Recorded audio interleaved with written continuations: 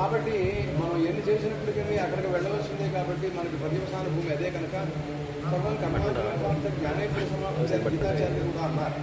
ఎన్ని కర్మలు మనం అనుసరించినప్పటికీ కూడా జ్ఞానం ఉందే వాటికి పర్యవసానం ఉంటుందనే అభిప్రాయాన్ని వారు తెలియజేశారు. కాబట్టి మనం పరంపరగా అక్కడికే చేరుకోవాలనే ఉద్దేశంతో ఆ లక్ష్యాన్ని దృష్టిలో పెట్టుకునే నన్ను ఈ ప్రసంగం చేయమని అనుకుంటారని నేను భావిస్తున్నాను. సరే, అలా వచ్చండి. ప్రధానంగా మనకి వేదముల యొక్క పర్యవసానం ఏంటి అని మనం ఆలోచించినట్టయితే సర్వేషాం వేదానాం వేదాంత వాక్యానాంచ అద్వితీయ బ్రహ్మణ తాత్పర్యం అన్నారు శాస్త్రకర్తలు మాట్లాడుతూ కూడా. ఒకవేళ అంటే వేదాలు కానీ వేదాంతాలు కానీ అన్నీ కూడాను అద్వితీయ పరబ్రహ్మతత్వ స్వరూపం బోధకం కోసమే అవి బయలుదేరినాయని అక్కడే వాటికన్నిటికీ కూడాను తాత్పర్యం అనే విషయం శాస్త్రకర్తలు గ్రంథకర్తలు అందరూ కూడా రచించినటువంటి మాట. అయితే మార్గమధ్యంలో ఇంకా అనేక రకములైనటువంటి అవసరాలు ఉంటుంటాయి కనుక వాటిని కూడా మనం ఎంచుకుంటూ మిగతావన్నీ మనం సమకూర్చుకుంటూ చేసుకుంటూ క్రమంగా మనం ఆ స్థాయిని చెందడం కోసమని అది అధిష్ఠించడం కోసమని ప్రయత్నాలు చేసుకోవాల్సినటువంటి అనే విషయాన్ని మనం అర్థం చేసుకోవాలి. ఆ శృతివాక్యముల యొక్క పర్యవసానాన్ని బాగా పరిశీలించగా చేసిన తాత్పర్యం అన్నమాట. అదే ఒక చోట మాట్లాడుతూ నీలకంఠాచార్యుడు ఒక మహానుభావుడు ఉన్నారు. ఆయన మహాభారతానికి వ్యాఖ్యానం రాశారు. చాలా భగవద్గీత కూడా మంచి బ్రహ్మాండమైన గొప్ప వ్యాఖ్యానం అయింది. ఆరో ప్రసంగంలో మాట్లాడుతూ అన్నారు, మంత్రహృదా కథా పూజ విద్యా కేదారమాగత మోక్షస్థితి పశువుల మధ్య క్రియతే కర్మపారకై అని ఒక శ్లోకం రాశారు. అంటే ఆయన భావం ఏమిటంటే ఆ శ్లోకంలో వారు చెప్పిన మాటలు ఏమిటి అంటే మంత్రహృదా అంటే ఈ మంత్రకాండం అంతా చూశారా, వేదం మంత్రకాండ రూపంగాను అంటే కర్మకాండను ప్రతిపాదన చేయడం కోసం బయలుదేరినటువంటి భాగాలు కొన్ని, మరో కొన్ని ఉపాసనా మార్గాన్ని గురించి తెలియజేసేటటువంటి విషయాలు ఈ వేదాల్లో ఒక భాగంలో పెట్టిన తర్వాత ఆ ఘట్టం ఆ విషయాలు అవన్నీ తెలియజేస్తాయి. అంటే కర్మకాండానుసారంగా కర్మానుష్ఠానం చేసిన తర్వాత ఎప్పుడైతే దీనికి చిత్తం శుద్ధమవుతుందో ఆ చిత్తం యొక్క ఏకాగ్రత కోసమని ఉపాసనాకాండ కూడా పరమాత్మ ఏర్పరిచారు. శృతి మార్గం అలా కనపడుతుంది. ఏ రకంగా ఎప్పుడైతే ఏకాగ్రత చిత్తత్వం వాళ్ళకి రచిస్తుందో ఆ తర్వాత క్రమక్రమంగా వాళ్ళు వేదాంత విచారం చేసి ఆత్మవారే దృష్టవిద్యోగంలో మంతవ్యం రచించాల్సిందిగా ఆత్మనికల్ వరే దృష్టి సుదే మతే విజ్ఞాతి సమృద్ధం విజ్ఞాతం మోదీ శాస్త్రోపనిషత్ చెప్పిన ప్రకారంగా వాళ్ళు ఆత్మసాక్షాత్కారానికి తగినటువంటి స్వరూపంలో ప్రయత్నాలు చేసుకుంటూ ఉంటారు. దానికి మొట్టమొదటిలో శ్రవణం, తర్వాత మననం తదనుగుణంగా అలాగే విధిధ్యాసనం ఇవన్నీ కూడాను వారు ఏర్పరిచినటువంటి ఏర్పాట్లు శృతి సమ్మతమైన విషయాలు ఒకళ్ళు ఏర్పాటు చేయడానికి ఎంతో ఎవరికి అధికారం ఉంటుంది. కాబట్టి అలాంటివన్నీ కూడా ఉన్నాయి. అందుకోసమనే ఆయన అన్నాడు, ఆ నీలకంఠాచార్యులు మాట్లాడుతూ మంత్రహృదా కథా పూజ అన్నాడు. ఈ మంత్రములు అనేటటువంటిది చాలా పెద్ద గొప్ప ఒక రాశి అన్నమాట. యజుర్వేదంలో చూసినా అలాగే ఉన్నాయి, ఋగ్వేదంలో చూస్తే ఇంకా అంతకంటే ఎక్కువ కనపడుతున్నాయి. మరి ఇలాగా వేదాలలో మంత్రరాశులు ఎక్కువగా కనపడుతున్నాయి అన్నమాట. దాని యొక్క మడుగుగా ఆయన భావించాడు. ఆయన మడుగు అంటే అగాధమైనటువంటి లోతు ఎంతో తెలియనటువంటి ఒక చెరువు లాంటి దాన్ని మడుగు అంటారు. దానికి హ్రదం అని సంస్కృతంలో దానికి పేరు. మంత్ర హ్రదాత్ అన్నాడండి. మంత్రాలు కదా అనే ఉద్దేశంతో అన్ని మంత్రాలు కర్మకాండలోనే వినియుక్తం అవుతున్నప్పటికీ కూడాను అవి అధ్యాత్మికను కూడా బోధిస్తూనే ఉంటూ ఉంటాయి. కేవలం కర్మను బోధించడంలోనూ దేవతా స్వరూపాన్ని బోధించడంలోనూ క్రియాత్మక స్వరూపాన్ని చెప్పడంలోనే వాటికి పరిపూర్ణమైన తాత్పర్యం చూడడానికి అవకాశాలు లేవు. అలా అయ్యేటట్టయితే మంత్రకాండలో మహాత్యజీనంలో కానీ ఆత్మజీనుగాత్మజీనంలో కానీ మరొక చోట కానీ అధ్యాత్మ విద్య సంబంధించిన మంత్రాలు ఎన్నో ఉన్నాయి. ఇవన్నీ కూడా అవన్నీ ఎందుకండి కర్మకాండలో కర్మ సంబంధించినటువంటి విషయాలే ఉండాలి కానీ సమాంతరంగా హఠాత్తుగా అధ్యాత్మిక బోధించే మంత్రాలు దీంట్లో ఎందుకు ఆ మధ్యలో అలా ఎందుకు ఉన్నాయి అనేటువంటి ప్రశ్నలు సమాధానాలు అవి కూడా భాష్యకారులు చెబుతూనే ఉంటుంటారు. అంటే అలాంటి అధ్యాత్మ విద్యాపూర్వకమైనటువంటి మంత్రములతో వినియోగాలు కనుక చేసినట్టయితే వారు చేసేటటువంటి కర్మ దీర్ఘతరం అవుతుందనే ఉద్దేశంతో అవన్నీ ఏర్పాటు చేస్తారనే సమాధానాన్ని భాష్యకారులు చెబుతుంటారు. ప్రభుత్వంలో ఈ నీలకంఠాచార్యుడు చెప్పేటువంటి శ్లోకార్థం విచారణ చేసుకున్నట్టయితే ఈ మంత్రములు అనేటువంటి పెద్ద మహామడుగు అన్నాడు. మడుగు అంటే అర్థం వ్యవసాయం చేసే వాళ్ళకి తెలుస్తుంది ఈ లక్షణాలన్నీ కూడా. పూర్వకాలంలో ఈ కాలువలు అవి లేనప్పుడు పెద్ద మడుగులు అవన్నీ వాళ్ళు చూసుకునేవాళ్ళు. ఇవి కూడా ఉన్నాయి అలాంటివి. దాంట్లో నీళ్లు నిలవగా ఉంటాయి. అంటే సామాన్యంగా తగ్గవు. ఎంత సీజన్ కూడా దాంట్లో నీరు వాళ్ళు ఊరుతూనే ఉంటాయి.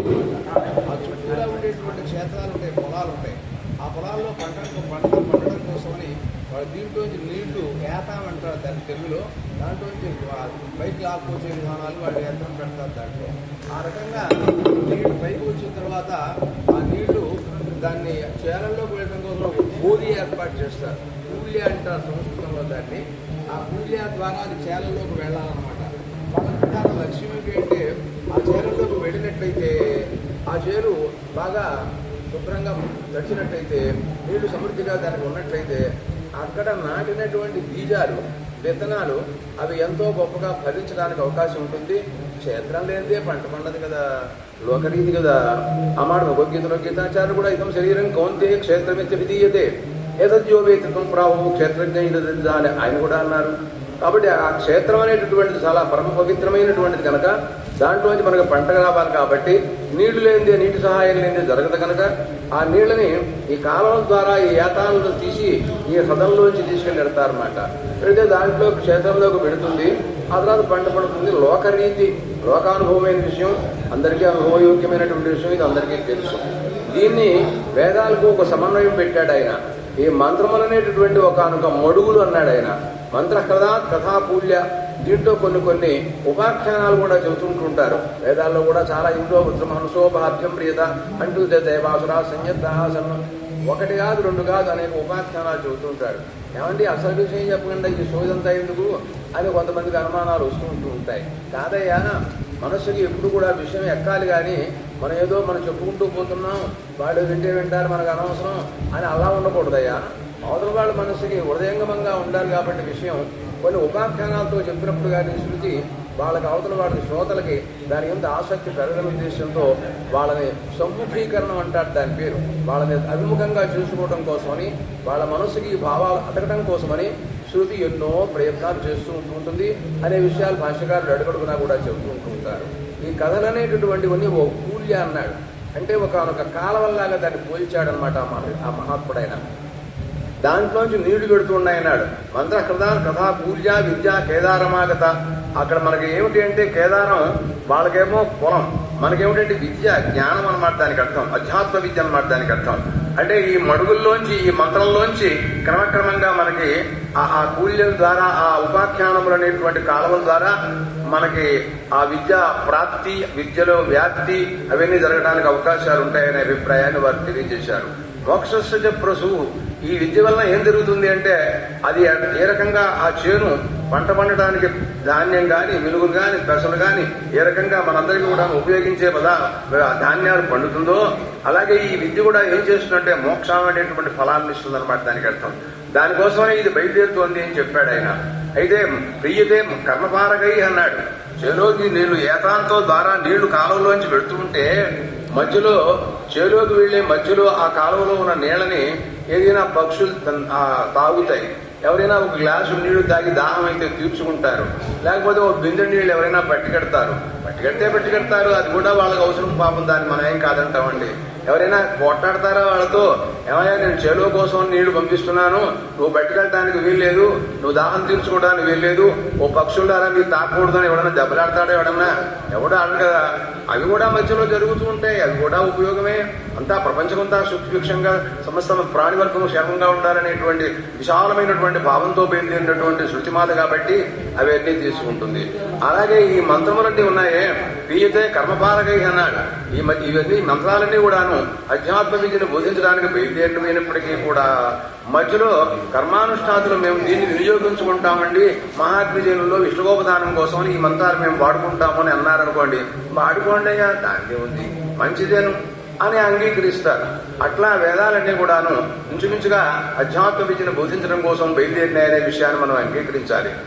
దాన్నే ఎప్పుడైతే మనం ఈ రకంగా ఉపాసనాకాండ కూడా అయిపోయిన తర్వాత జ్ఞానకాండను ప్రతిపాదించడానికి ఉపనిషత్తులన్నీ కూడాను బయలుదేరినాయో, తైత్రీయం కానీ, చాంద్రోగ్యం కానీ, బృహదారణ్యకం కానీ, ఈశ కానీ, కేన కానీ, కట కానీ, ప్రశ్న కానీ, మండకం కానీ, మాండూక్యం కానీ, ఇలా ఎన్ని ఉపనిషత్తులన్నీ కూడాను బయలుదేరితే దాన్ని అందరినీ కూడాను శంకర భగవత్పాదులు వారు భాష్యం రాసి మనకి అందించారు. దీనిపైన ఈ భాష్యాలు ఎలా ఉంటాయంటే ఒక రకమైనటువంటి భావాలతో మాట్లాడుతుంటాయి, కానీ సరైనటువంటి అర్థం రాదు. తైత్రీయం చూడండి, ఓసారి అన్నం బ్రహ్మ అంటుంది, ఆ తర్వాత అది కాదంటుంది. అన్నం బ్రహ్మే దివ్యజానాత్ అన్నాధ్యేత కల్ప్యమాని భూతాని జాయంతే అంటుంది. మళ్లీ తర్వాత అది కాదంటుంది, ఇంకోటి చూస్తుంది. ఇట్లా ఏమిటో విప్రతిపత్తిగాను అర్థం లేకుండా కనపడుతూ ఉంటుంటాయి మనకి. ఇటువంటి సందేహాలన్నింటినీ పోగొట్టడం కోసమని వారు బ్రహ్మసూత్రాలు రచించారు వేదవ్యాస మహర్షి. దానికి మళ్లీ శంకరాచార్యులు వారు భాష్యాన్ని రచించి దాంట్లో ఈ సందేహాలన్నింటినీ వారు నిర్ణయం చేయడం కోసమని నిర్ణాయకమిదం శాస్త్రం అని చెప్తారు. దానికి ఆ మీమాంసా శాస్త్రం అనమాట. అది శారీరక మీమాంసా శాస్త్రం అన్నమాట. శరీరే భవ శారీరక కుత్సిత ఇత్యర్థ, కుత్సితార్థే కప్రచయం అన్నమాట. జీవ ఇత్యర్థ తస్య బ్రహ్మత్వ ప్రతిపాదనార్థం ఇదం శాస్త్రం ప్రవృత్తం అని వాడు చెప్తారు. కాబట్టి అలాంటి వారు దాన్ని బ్రహ్మసూత్రాలు రచించారు. సరే, ఈ రెండు అట్లా ఉంటుండగా భగవద్గీత ప్రాచీన సంప్రదాయంలో ఎలా ఉంది అంటే ఈ 3 భాష్యాల గురించి శ్రవణ మనన నిధిధ్యాసన రూపంగా ఒక వ్యవహారం పండితులోకంలో కనపడుతోంది. అంటే శ్రవణాత్మకంగానేమో ఈ ఉపనిషత్ భాష్యం కనపడుతోంది. నిరంతరం శ్రోతవ్యం చేయాలి కాబట్టి శృతివాక్యముల ద్వారానే వేదాంత విచారం చేయాలి. నేనేదో మిగతా ఇంగ్లీష్ వాక్యాలతోనూ తెలుగు వాక్యాలతోనూ వేదాంత విచారం చేస్తానంటానికి అవకాశం లేదు. నియమ విధి అన్నమాట దాని పేరు.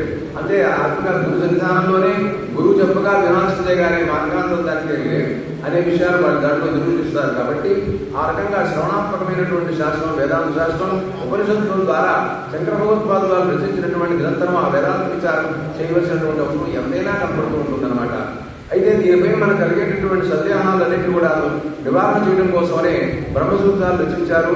దాంట్లో శంకర భగవత్పాదులు వారు విశాలమైనటువంటి ప్రపంచంలో ఎంతో గొప్పగా విజృంభించి ఆయన రచించినటువంటి రచన చాలా ఆశ్చర్యకరమైనటువంటి రచన. అది ఇంకెక్కడా కూడా మనం చూడం. అలాంటి శాస్త్రాన్ని మననాత్మకంగా చెబుతారు దాని గురించి. ఇలా ఉండగా మళ్ళీ భగవద్గీత కూడా భాష్యం రచించారు. దీన్ని నిధిధ్యాసనాత్మకంగా వివరిస్తుంటారు పండితులందరూ కూడాను. అంత గొప్పగా దాంట్లో వారు అనేక రకములైనటువంటి విచారణల్ని కూడా చేశారు. చూడటానికి భగవద్గీత ఇప్పుడు ఈ రోజున అందరి చేతుల్లోనూ కనపడుతోంది, అందరూ పఠిస్తున్నారు. కానీ దాని ఉదయం మాత్రం అందరికీ వాళ్ళకి తెలిసే అవకాశాలు లేవు. ప్రాచీన కాలంలో దీనికి అనేక మంది మధుసూదన సరస్వతి కానీ, నీలకంఠాచార్యులు కానీ, భాష్యోత్తర దీపికా గారు కానీ, అరవింద్యాగుప్తులు కానీ, మరి ఆనందగిరి ఆచార్యులు కానీ, ఇలాంటి వాటిని ఎంతమంది భాష్యానికి వ్యాఖ్యానాలు రాశారో చెప్పలేము మనం. కాబట్టి మూల స్వభావం ఉంటుంది ఒక రకంగా. ఉన్నప్పటికీ కూడాను అశోచ్యానం అశోచ్యస్తు ప్రజ్ఞావాదాంశ భాషతే గతాసముల గతాసముష్ట నాశోచిత పండిత అనే వాక్యం దగ్గర నుంచి ప్రారంభించారు భాష్యకారులు. అక్కడ అధ్యాస భాష్యాన్ని కూడా వివరిస్తారు వారు. కాబట్టి శంకర భాష్యాన్ని పరిపూర్ణంగా అర్థమైనప్పుడు కానీ మనకి పరిపూర్ణంగా భగవద్గీత తెలియదు. మిగతా వాళ్ళందరూ దానికి అనుసరించి వ్యాఖ్యానాలే చేశారు, కానీ అతిక్రమించి చేసిన వాళ్ళు ఎవరూ లేరు. ఒకవేళ చేసినా వాళ్ళకే తెలియాలి ఆ విషయం. మనం వాళ్ళని ప్రత్యేకంగా వ్యాఖ్యానించడం అనవసరం. అందుకోసం ఆ విషయం నేను ముట్టుకోను, దాని జోలికి నేను పోను, వాళ్ళ గురించి నేను మాట్లాడను. కాబట్టి అలాంటి 3 భాష్యాలు ప్రధానంగా మన అనుగ్రహించడం కోసమని, అంటే ఈ శృతి మాత మన అనుగ్రహించడానికి ఆయన కూడా శృతిని అనుసరించే ఆ విధానాలని కూడా చెప్పారు. కానీ అన్నింటికీ ప్రధానమైనటువంటి మనకి శృతి మాత కనుక ఆ శృతి చెప్పిన ప్రకారంగానే మనం వారు కూడా ఉపనిషత్తుల వాక్యాలకు అర్థం రాశారే కానీ మరో రకంగా రాయలేదు. మనం అది ఆశ్రయించక తప్పదు. ఆయన ఒక ప్రసంగంలో మాట్లాడుతూ ఒక గ్రంథంలో అన్నారు ఆయన మన చిత్తవృత్తి ఎలా ఉంటుంది అని ఒక వర్ణన చేశారు ఆయన. అంటే మన చిత్తవృత్తి అనేక జన్మలలో అనేక రకములైనటువంటి సంస్కారాల ద్వారా అనేక రకములైనటువంటి వ్యాపులత, అసలు ఆ చిత్తవృత్తికి అర్థం లేదు. అనేక రకములు అందుకనే యోగ సూత్రాల్లో యోగశాస్త్రం రచించాడు పతంజలి మనకి మాట్లాడుతూ యోగ చిత్తవృత్తి నిరోధ అని. దానికోసం వారు ఏమన్నారంటే సోంబాలం రోదమానం చిరతల సమయం శాంతిపాలేకమైగ్రే ద్రాక్షం ఖర్జూరమానం సుఖతలముతవాయోజయంబికస్య తద్చేతోమూఢం బహుజనుల భవాన్ మోక్ష సంస్కార యోగ నామోపాయేకే అవశ్యముపనిషత్ బోధయామాస సంజయం అని శరశ్లోకిలో శ్లోకం రాశారు శంకరాచార్యులు వారు. అది ఏమన్నారంటే మనకి శృతిమాత ఎలాగా అధ్యాత్మ విద్యను బోధిస్తోంది, మన సన్మార్గంలోకి ఎలా తీసుకెళ్తోంది, ఎలా తీసుకువెళ్ళాలి, దానికోసం వారు చేసిన ప్రయత్నం శృతి ఎలా ప్రయత్నిస్తోంది, ఆ విషయాన్ని దాంట్లో వారు తెలియజేశారు. దాంట్లో ఒక లోక దృష్టాంతాన్ని కూడా ఆయన పెట్టారు. ఒక తల్లి